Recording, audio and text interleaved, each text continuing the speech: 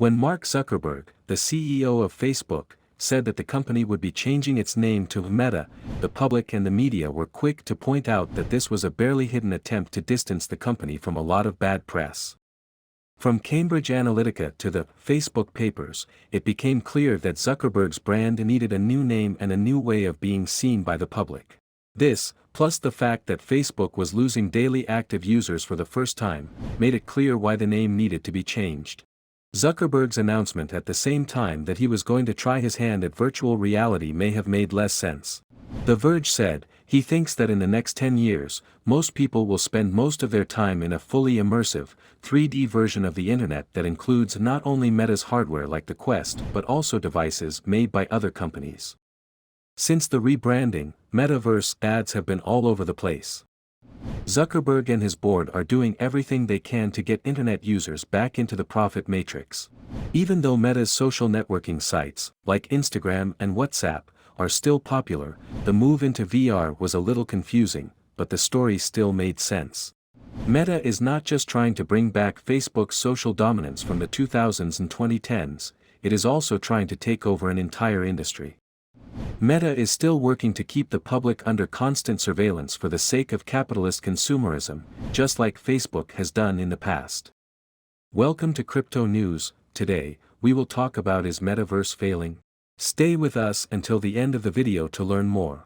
Like and subscribe to this channel and hit the bell button to get notified of all the latest updates. Let's jump to the topic. According to internal records, it was said in a recent story that was published in the Wall Street Journal on October 15 that consumer interest in Meta's Horizon World, which is the fundamental product of the metaverse, is not growing. Horizon World has only attracted less than 200,000 users so far, despite the fact that the initial objective was to reach 500,000 MAUs, monthly active users, by the end of 2022. The number of people using Horizon World has been steadily going down since the spring of this year, and the majority of users don't return to the virtual world once the first month has passed. The following information was also exposed by these internal documents.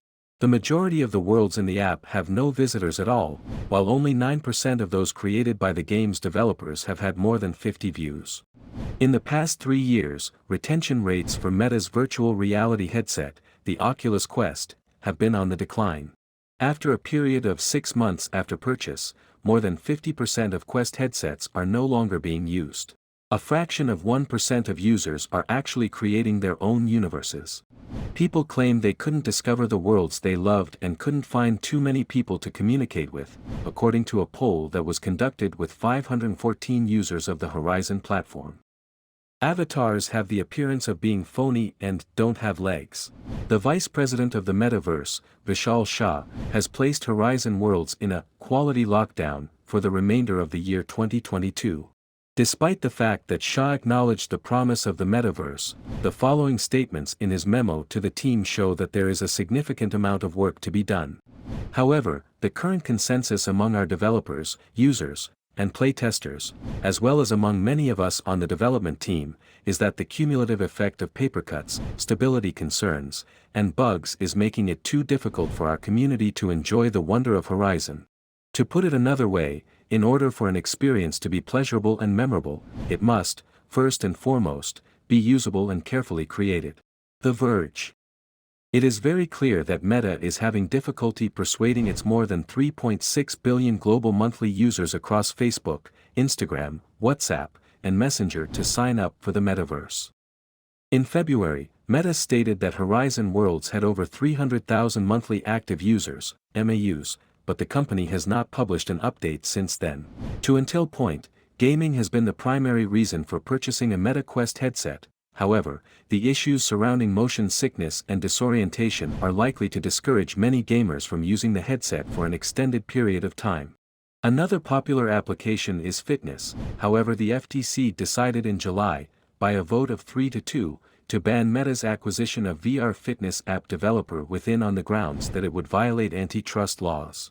Naturally, Meta is attempting to refute the allegations made by the FTC. A partnership with Microsoft, MSFT, will allow the recently introduced Quest Pro, which will be available on October 25 for a price of $1,499, to have virtual reality applications such as Teams and Office. However, the question of whether or not users will want to purchase such an expensive headset for work remains an important one. It's possible that the numbers don't add up.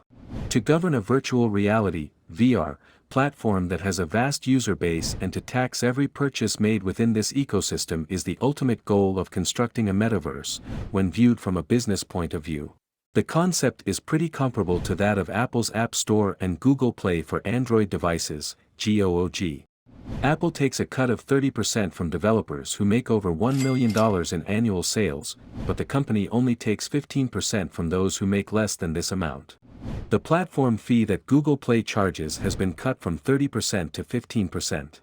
Roblox, RBLX, deducts 30% from the profit made by developers on the sale of every unit of Robux generated by the developers' work on the platform.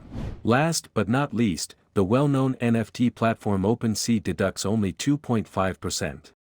While Mark Zuckerberg has previously criticized Apple for charging a massive 30% fee on App Store sales, which he believed would hurt innovation, Meta announced in April that it would charge developers as much as 47.5% per sale within the metaverse.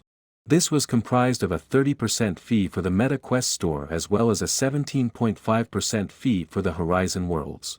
This is the antithesis of a platform that encourages innovative thinking in every possible way.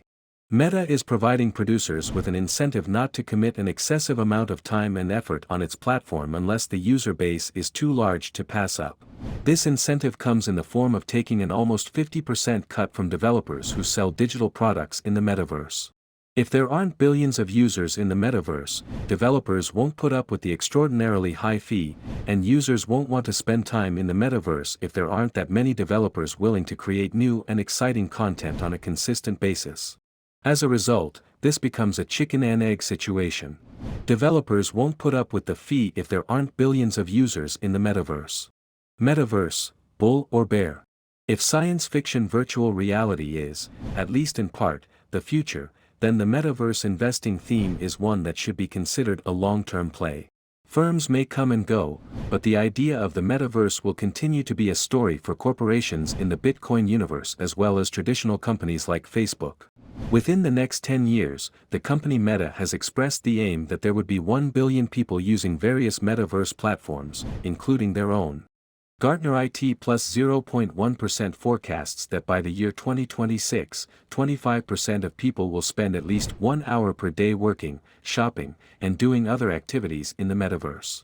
Additionally, Gartner IT forecasts that by that same year, 30% of organizations around the world will offer their goods and services in the metaverse.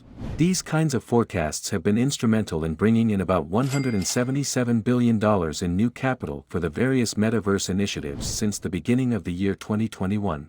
Popular brands such as Gucci, Coca-Cola KO plus 0.4%, and Nike's own Nikeland, which are all created on the Roblox platform, have begun selling digital assets and providing virtual trials, auctions, and virtual factory tours. These services may be accessed through their own Nikelands. If you made it to the end of this video and are interested in knowing more, let us know which part of the video you liked the most in the comments section below. We will appreciate your comment and work to make a video on your desired topic with an account shout-out. Please like and subscribe to the channel and hit the bell button to be notified of our next video. Thanks for watching.